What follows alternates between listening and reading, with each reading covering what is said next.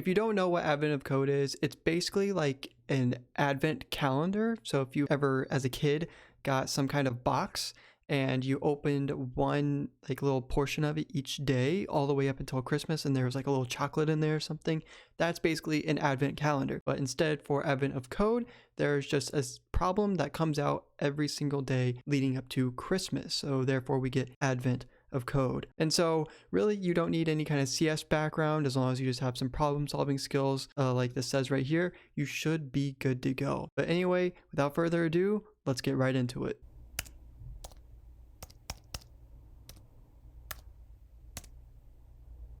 Let's go ahead and start with the problem description. So you eventually reach some sort of gondola lift. It's not working. You're given a schematic that looks like just a bunch of numbers, periods. There's a couple symbols in there.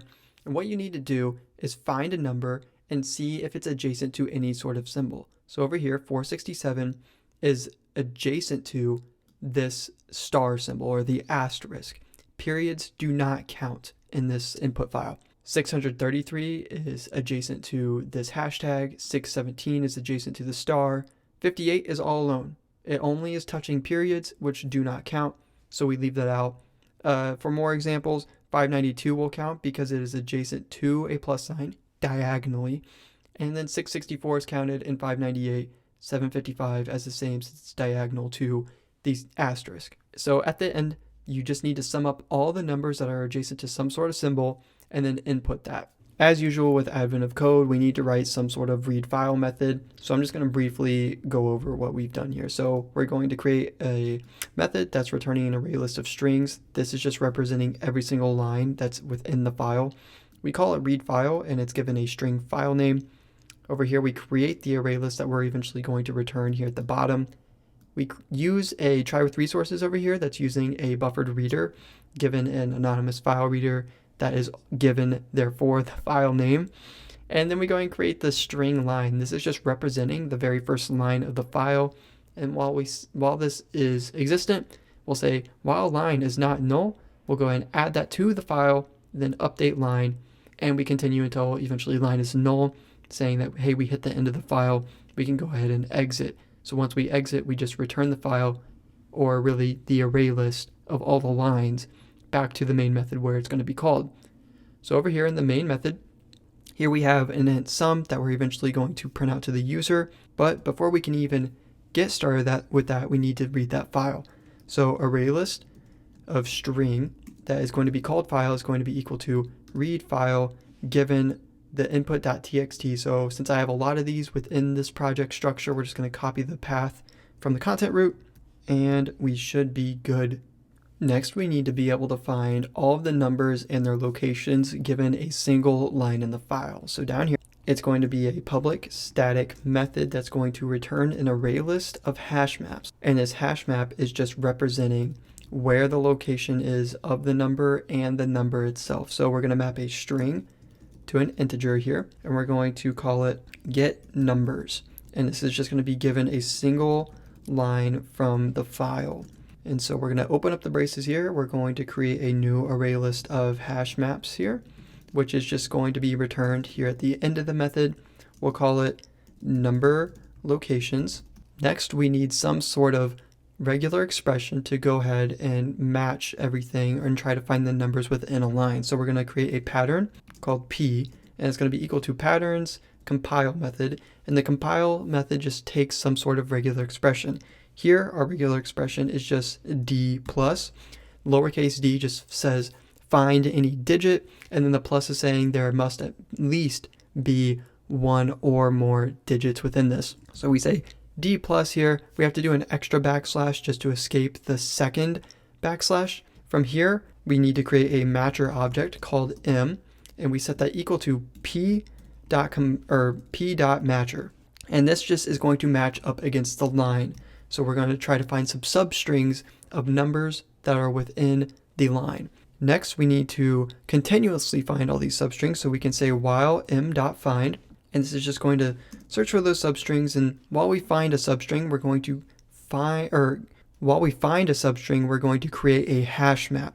So a hash map that is going to map from string to integer. Now, if this looks familiar, this is going to be a hash map that's going to be put into this array list of hash maps. So here we'll call it number location, and it's going to be equal to a new hash map. And from here, we can go ahead and grab the start index of the substring that we found, the end index, which is exclusive of the number that we found, and we can grab the number itself. So if we want to store where the number is located, specifically its start index, we just need to call number location dot put. We can go ahead and put start in as the key, and then we can just grab the start location by saying m.start. Now m is just finding the very first substring. More subsequent calls of m.find will go and find more substrings, but in this current iteration, it's just a single substring. So we just call it m.start. That gives us the starting index. Same thing for the end index. Now, if we want to be able to store what number we have found, we need to call group.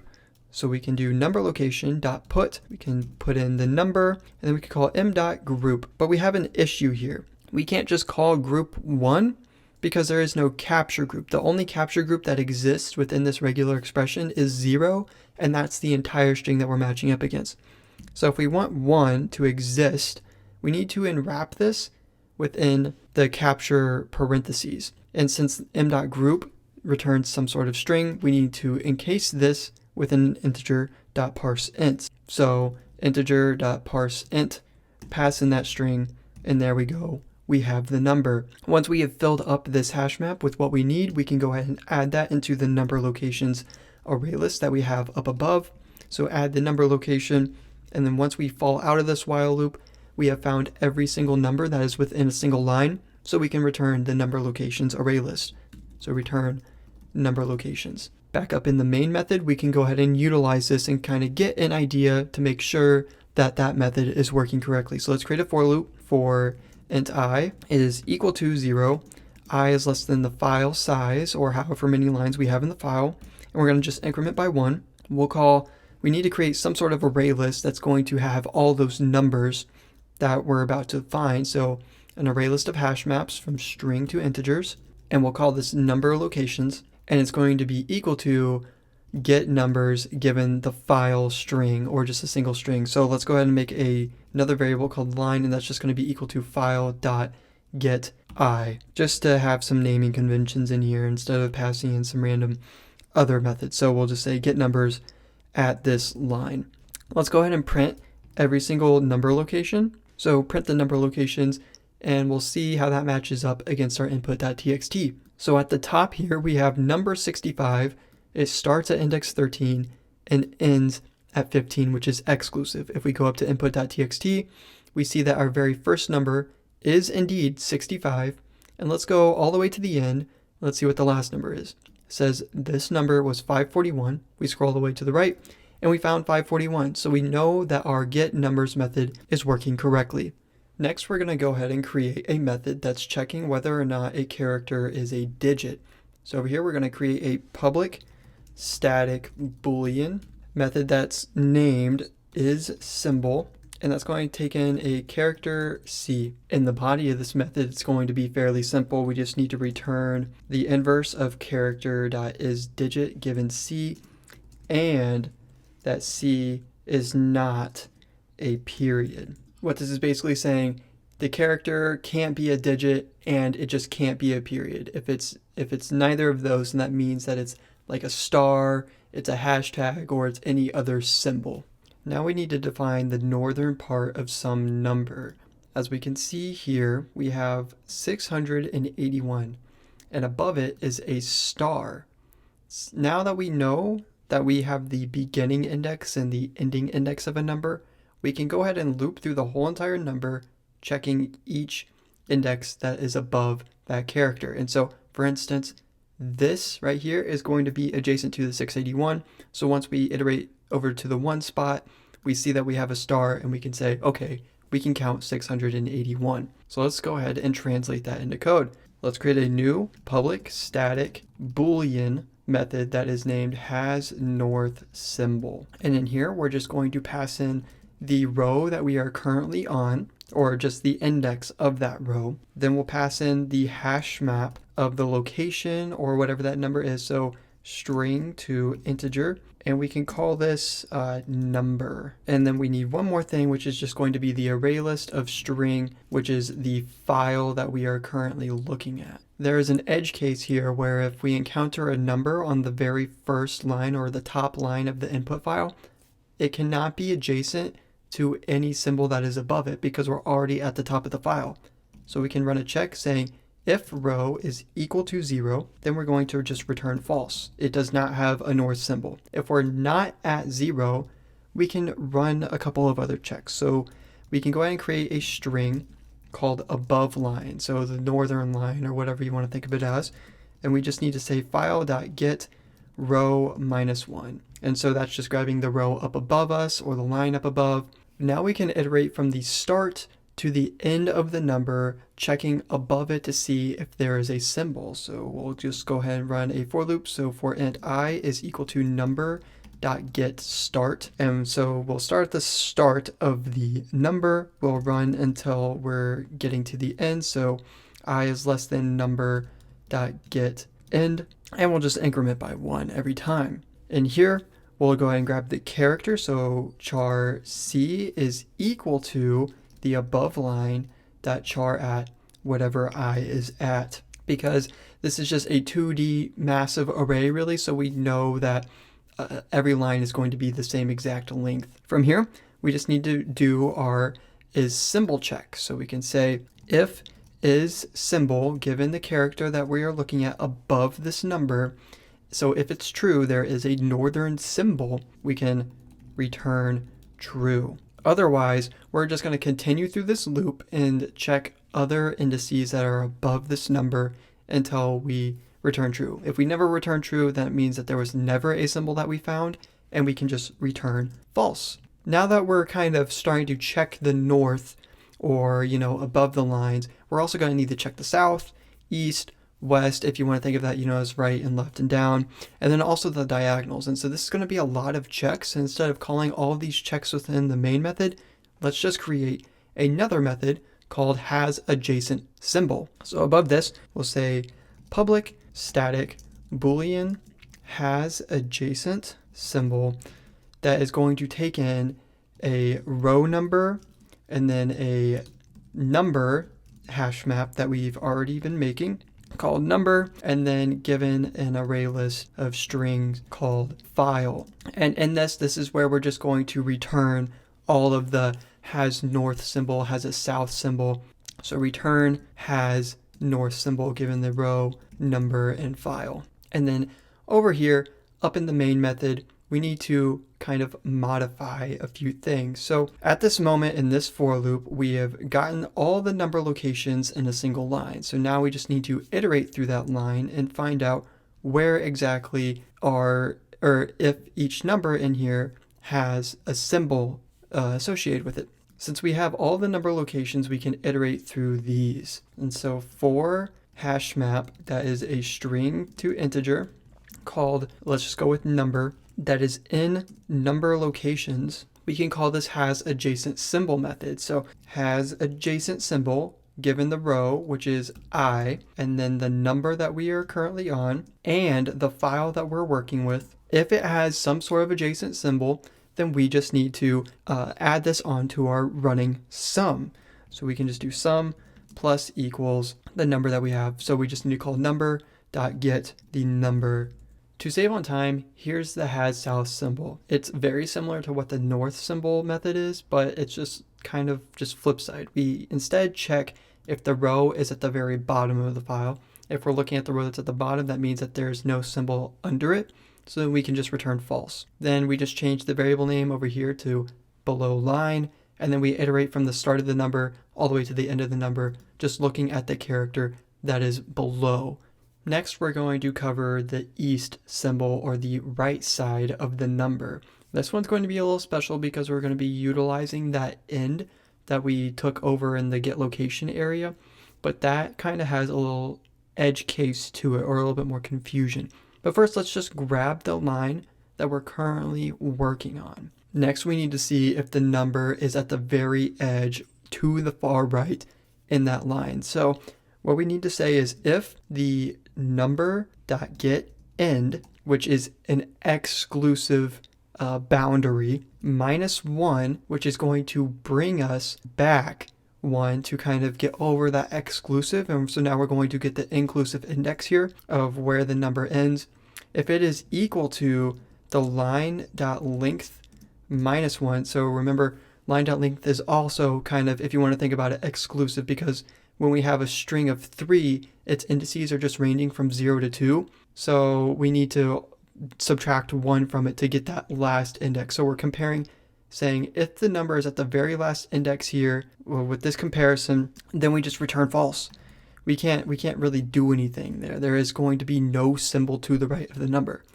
Otherwise, we're just going to grab the character to the right of it. So char right character, or right char, is equal to line.char at the number dot get end. And so end is just +1 to the, it's just right 1 index of where the number ends. So we can just go ahead and call it end directly. It doesn't matter that it's exclusive now, because we can use that to our advantage. So that gets the right character. And now we can just return is symbol that we made earlier, just pass in the right character.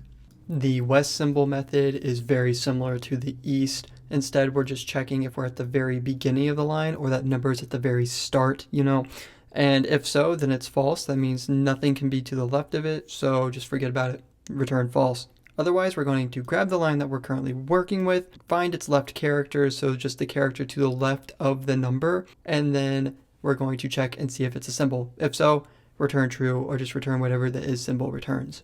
We're in the home stretch now. We just need to check the diagonals to all the numbers. So over here, in the northwest symbol, we need to check if we're at the beginning or in the, basically the top left. If we're at the far left or the top right or both of them, then we can't have something to our top left of the number. So if row is equal to 0, or the number that get the start of it is also equal to 0, then we can just return false. There's nothing to the left or above us.